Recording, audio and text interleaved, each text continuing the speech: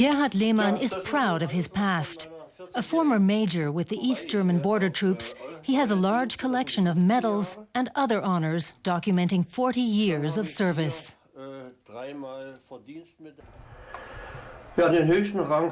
For me, the most prestigious award is the East German Dagger of Honor. That's the highest recognition of my honor as an officer. For Lehmann, that honor meant guarding the inner German border. He takes us to the 15-kilometer section he patrolled in the Rhön region. He's proud of the fact that no one ever made it to the west when he was on duty. To this day, he still sees most of the East Germans who fled to the west as traitors. A country is bled dry when the highly qualified leave just for the sake of better doctor's pay, a better car, or the freedom to travel.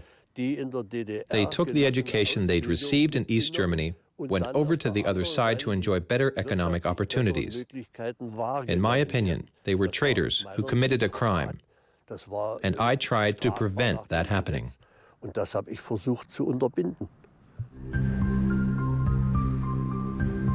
The East German regime was determined to stop its citizens from fleeing the country. By the 1970s, the inner German border had become an insurmountable divide, complete with barbed wire, watchtowers, and a death strip. The newly installed self-firing devices were just as lethal as the mines they replaced.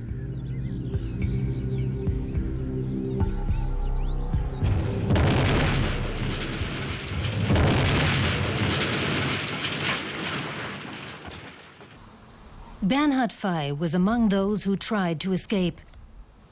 The leg of the 19-year-old concrete expert was shattered by one of the self-firing devices. His speech is impaired to this day. I wanted to work in either bridge construction, dam building, or tunnel building. That was almost impossible due to the restrictions in East Germany.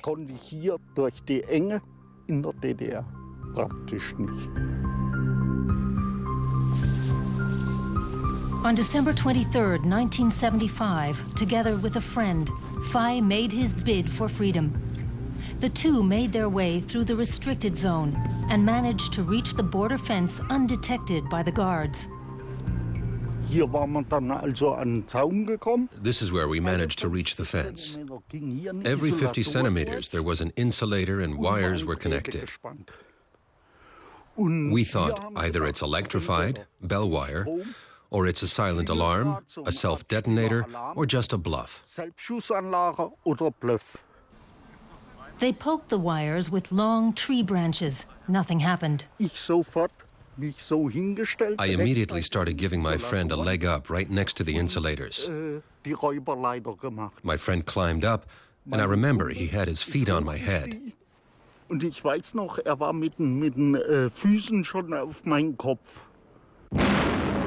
That's when they set off the self-firing device. There was a bang and a sudden blinding flash, and then it was like I was no longer part of what was happening.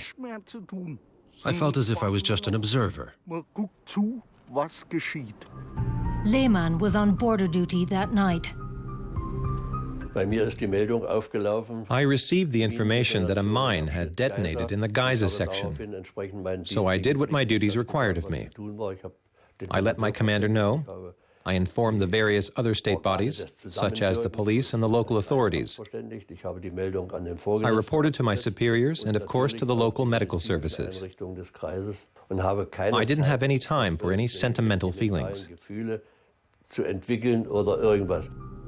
The border guards also showed no emotion.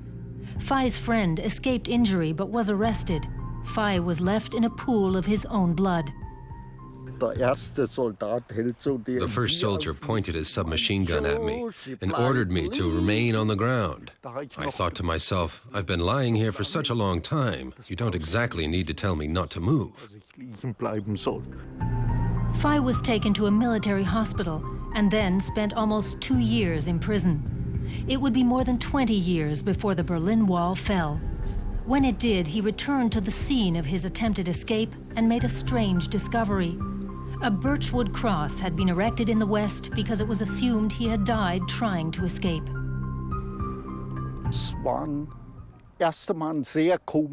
First, it was a very strange feeling. But then I thought, if I had been killed, it's nice to know there were people who remembered what had happened. The former East German major Gerhardt Lehmann often returns to his former workplace, now empty. He can't conceal his nostalgia for the past.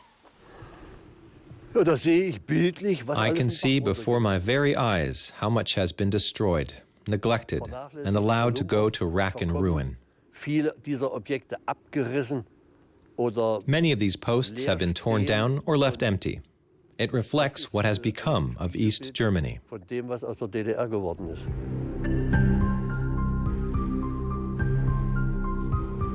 The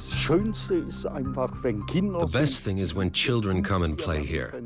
They run around with their dogs or play ball at the same spot that was once so cold and brutal.